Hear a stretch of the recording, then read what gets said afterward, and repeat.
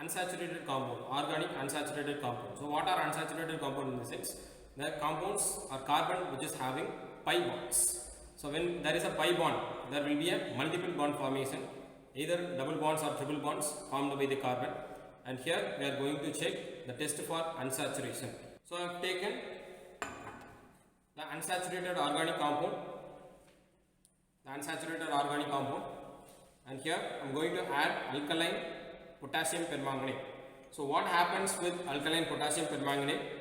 So alkaline potassium permanganate, usually potassium permanganate will have a purple color, and when I am adding this to the unsaturated compound, the color get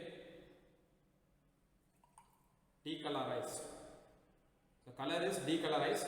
This is the color of potassium permanganate, and finally the potassium permanganate color is decolorized.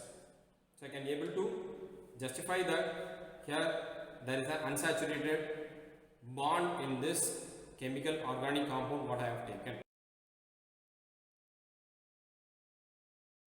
Unsaturated compounds are one which is having pi bonds. The multiple bond formation is termed to be unsaturation since the amount of the single bond formation is not satisfied in the carbon.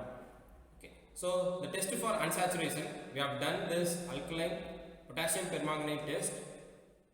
Another test what we are having is decolorization of bromine water. So bromine water, when it is added to an unsaturated compound, the compound get oxidized and the unsaturation bond got cleaved. So finally we will get the decolorization of bromine water.